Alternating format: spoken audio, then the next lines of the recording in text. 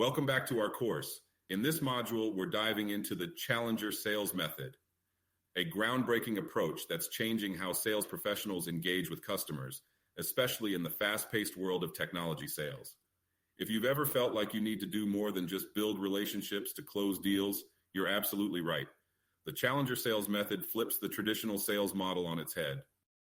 In technology sales, it's crucial to challenge your customers' thinking because they often default to the easiest option, doing nothing. High-level decision makers typically lack hands-on experience with implementation and rely on feedback from employees who may resist change due to personal inconveniences or fear of job relevance loss. This resistance can lead to pushback against adopting your solution. To overcome this, the Challenger Sale approach emphasizes working closely with executives to demonstrate the broader organizational benefits of your solution, such as financial impact, security, ease of use, and productivity gains.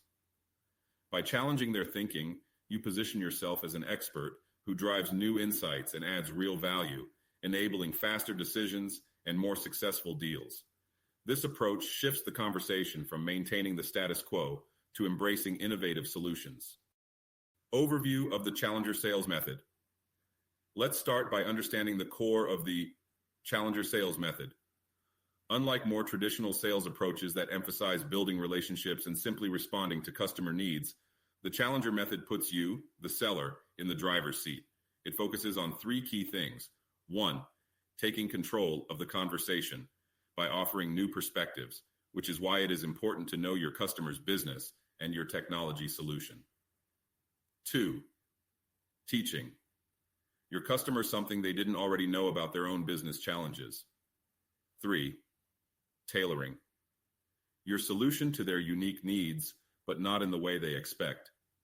This approach is particularly powerful in the technology sector because businesses often think they understand their problems, whether it's data security, operational inefficiencies, or legacy systems, but in reality, they're missing key insights.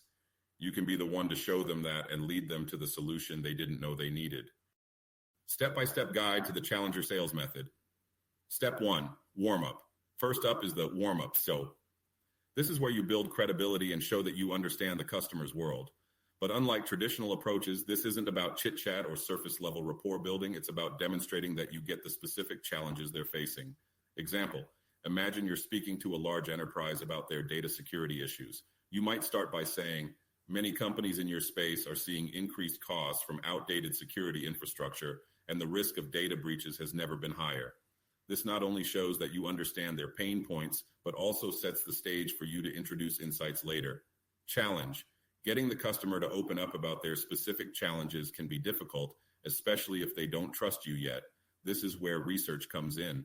And as we will learn in later courses, we are able to use modern tools to do the research period. You are able to use tools like ChatGPT, Microsoft Copilot, Google Gemini to help you do this research quickly so that you are able to understand all the necessary points and emphasize motions of your customer prior to having this meeting in person or via Teams or Zoom.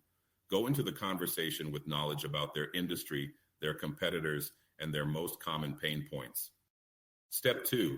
Next, we move into the reframe stage. This is where the magic happens. You're going to challenge your customers' assumptions about their current situation and offer a new perspective. Example, let's say your prospect believes their current cybersecurity measures are good enough. You could respond with recent industry data showing that despite significant investments, companies with similar setups are still vulnerable to specific types of cyber attacks. This reframes the problem from we're doing fine to we might be exposed in ways we didn't realize.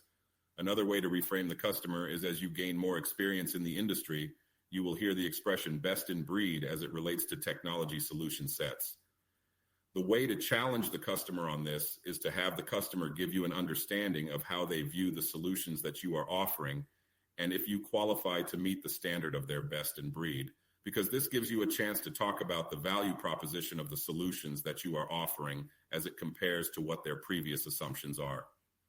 Challenge. Prospects can be resistant to new ideas, especially if they think they've already got a handle on things. Your job is to present insights in a way that feels undeniable. Back up your points with hard data, trends, and real-world examples. Another critical point to this challenge is that You have to be sure that you are speaking to an audience that has BANT, which is budget, authority, need, and timeline. But more importantly, you are speaking to an audience that does not see or view the solution that you're offering as a burden to their current job or job security. You have to ensure that the people you were speaking to have a leadership or executive level role that requires them to look at the best interest of the entire organization and all of the employees, as opposed to implementation people who only care about their day-to-day jobs. Step 3, now comes the emotional impact. This is where you make the problem hit home. You're going to use stories, data, and examples to make your prospect feel the urgency of addressing their challenges. Example, let's go back to our cybersecurity scenario.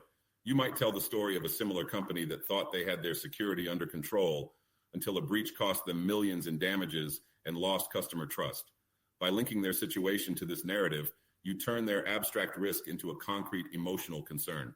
And this is a great example because when you think about the millions that have to get paid out when a breach happens to an organization, typically a fraction of less than 10% would have saved them the entire payout if they made the investment up front, as opposed to paying the penalty after the fact. Challenge. It's easy to overwhelm prospects with fear. The key is to balance urgency with the promise of a solution. You want them to feel the pain, but you also want them to know that you have the answer. It is also your responsibility to make sure that your customers are fully informed, and at times that information is going to be uncomfortable. I typically like to give customers the 30,000-foot view so that they have insights to industries at large and not just inside their own building. I also frame it from the perspective of me being the solution and industry expert and having access to multiple customers and what they are doing, that it would be irresponsible of me to not advise them properly on trends happening and other organizations, obviously, without giving direct referrals or insights from other customers that I interact with.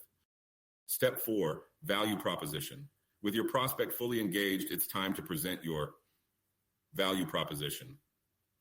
This is where you introduce the ideal solution to their problem. It's important to remember that this isn't just about pitching features. It's about connecting your solution directly to the specific challenges you've uncovered. A tendency of salespeople is to always recommend a solution that directly pays them, but it is important to focus on the value proposition and the value of your recommended solution to the customer's pain points. If you provide direct value for the problems that you've uncovered in previous steps, then it makes this solution delivery process a breeze. Example, after you've walked the prospect through the risks of their current cybersecurity approach, you introduce your advanced solution. But don't just talk about how your solution prevents breaches. Explain how it will reduce their operational costs, ensure compliance with regulations, and improve their overall IT efficiency. Challenge, differentiating your solution from the competition is crucial here. You need to clearly articulate what sets you apart, whether it's faster implementation, better support, or a proven track record in their industry. The more specific you can be, the better. Step 5, finally, you reveal that your solution is the best fit for their needs. This is where you demonstrate exactly how your product or service addresses the specific challenges you've uncovered.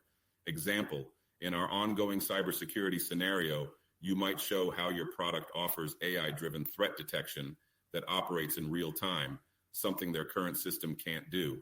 Better yet, you could provide a live demo that illustrates how quickly and effectively your solution detects and neutralizes threats compared to what they're using now. I love the concept of live demo here because, again, this reinforces the point that I like to drive home of having some level of technical knowledge and understanding. It is understandable if you do not have, in every scenario, a prepared demonstration of your solution, but this is also where you're able to bring in your technical specialist or sales engineer to assist you in the value delivery. Challenge. Your prospect may still have lingering doubts or questions. Be prepared to answer them with solid evidence, whether that's a case study, ROI projection, or customer testimonials. The goal is to leave them with no doubt that your solution is the one they need. Depending on the company you are representing, this is where you may also be able to introduce trial licenses for the customer to try out in their own test environment so that you can see success happen in their own building, which typically will help make their decision in your favor.